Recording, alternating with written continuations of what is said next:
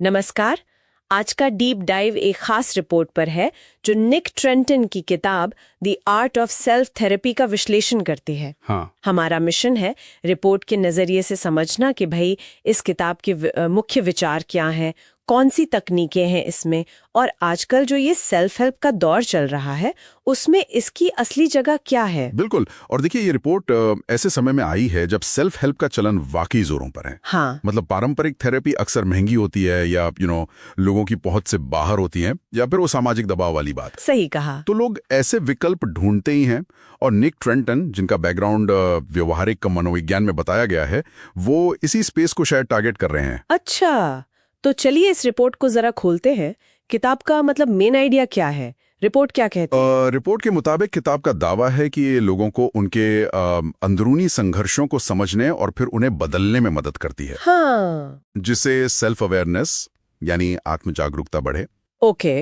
इसका एक core idea है कि भाई, आप कुछ क्यों करते हैं। हाँ। अगर आप ये समझ जाएं, हाँ, तो फिर आप में कुछ अलग करने की ताकत आ जाती है। ये तो सुनने में काफी कुछ कॉग्निटिव बिहेवियरल थेरेपी, मतलब सीबीटी जैसा लग रहा है। हाँ हाँ, बिल्कुल।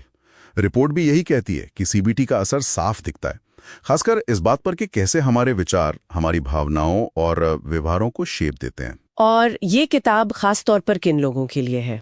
रिपोर्ट के अनुसार ये उन लोगों को टारगेट करती है जो अक्सर थोड़ा अस्थिर, कंफ्यूज्ड या खोया हुआ महसूस करते हैं। अच्छा। या फिर वो लोग जिन्हें पेशेवर मदद लेने में दिक्कतें आती हैं, जैसे मैंने कहा, पैसा, पहुंच वगैरह। और रिपोर्ट एक काफी बोल्ड दावे को भी हाईलाइट करती है ना? हाँ, वो वाला। आपको किसी थेरेपिस्ट की जरूरत नहीं है।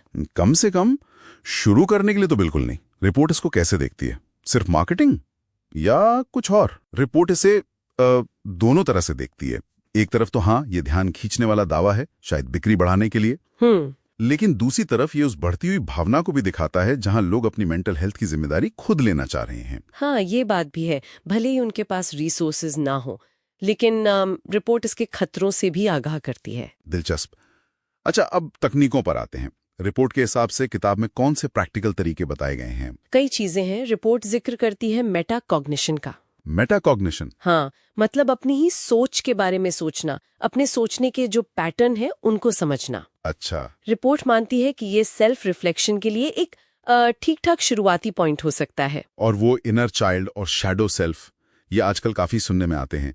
रिपोर्ट इनके बारे में क्या कहती है? क्या ये सिर्फ बज़वर्ड्स हैं? रिपोर्ट के मुताबिक किताब इन कॉन्सेप्ट्स का इस्तेमाल करती है ताकि पढ़ने वाले अपने बचपन के जो इमोशनल अनुभव हैं, इनर चाइल्ड, हाँ, और अपने व्यक्तित्व के वो हिस्से जिन्हें वो शायद स्वीकार नहीं करना चाहते, शैडो सेल्फ, हाँ, उनको समझ सकें।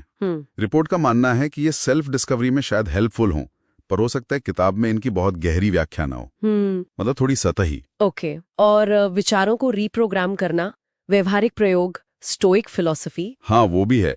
रिपोर्ट बताती है कि किताब नेगेटिव थिंकिंग पैटर्न्स को बदलने के तरीके सुझाती है जो बिल्कुल सीबीटी से लिए गए लगते हैं। ठीक है। व्यवहारिक प्रयोग मतलब असल जिंदगी में छोटे छोटे बदलाव करके देखना कि उनका क्या असर होता है। अच्छा, जैसे एक्सपेरिमेंट करना। एग्जैक्टली।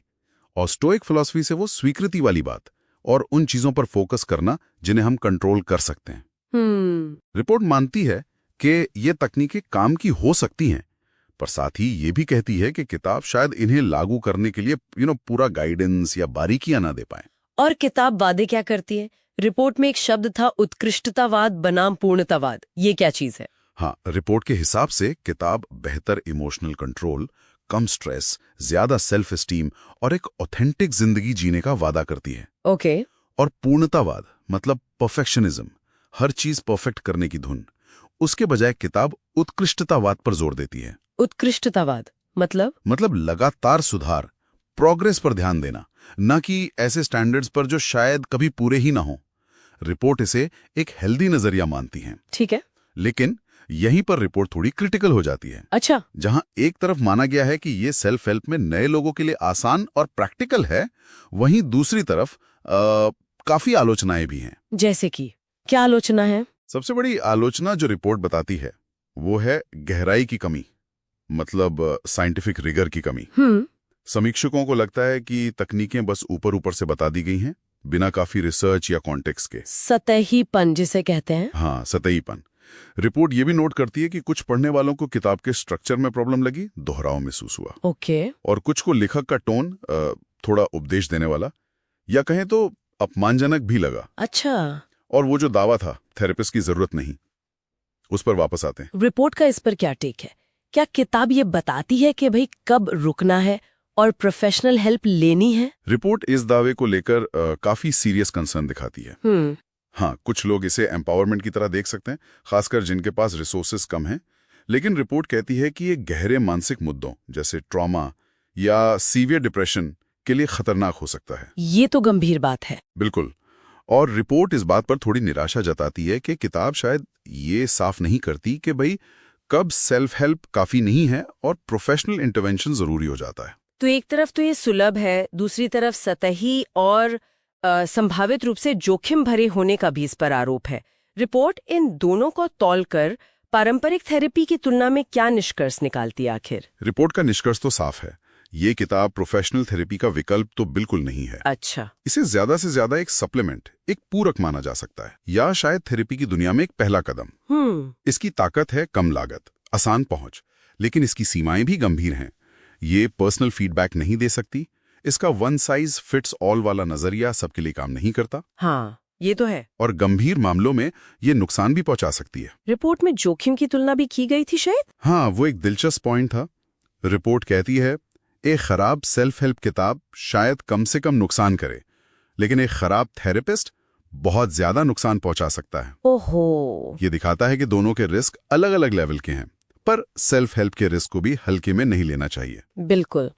चलिए, तो मुख्य बातों को अगर समेटें, रिपोर्ट के मुताबिक the art of self therapy self awareness बढ़ाने के लिए एक आसान रास्ता तो दिखाती है, जिसमें सीबीटी और स्टोइक आइडियाज यूज हुए हैं। हाँ। लेकिन इसकी गहराई पर सवाल है, और वो थेरेपिस्ट की जरूरत नहीं वाला दावा विवादास्पद है और शायद जोखिम भरा भी। बिल्कुल। तो रिपोर्ट के अनुसार इससे सबसे ज्यादा फायदा किसे हो सकता है? शायद वो लोग जो सेल्फ हेल्प में बिल्कुल नए हैं, या जो रोजमर्रा के स्ट्रेस और इमोशंस को मैनेज करने के लिए कुछ बेसिक टूल्स ढूंढ रहे हैं। ठीक है। लेकिन रिपोर्ट साफ करती है कि अगर गंभीर मानसिक स्वास्थ्य समस्याएं हैं, कोई ट्रॉमा है, या जब लगे कि भाई खुद की कोशिशें काफी नहीं पड़ रही, हाँ, तो प्रोफेशनल हेल्प लेना ही सही रास्ता है, वो अनिवार्य है। और अंत में सोचने के लिए एक विचार जो रिपोर्ट सामने रखती है, वो मुझे काफी इंटरेस्टिंग लगा। कौन सा? कि क्या ऐसी किताबों का एक अनकहा पर शायद महत्वपूर्ण काम हमें अपने अंदरूनी अनुभवों के बारे में बात करने के लिए एक शब्दावली देना है? एक वोकैबुलरी। हाँ, किसी एहसास या पैटर्न को सिर्फ नाम दे पाना, उसमें भी तो एक तरह की ताकत हो सकती है ना? भले ही गहरी थेरेपी अभी शुरू न हुई हो, इस पर सोचा जा सकता है। हाँ, ये एक दिलचस्प नुक्ता है सोचने के लिए।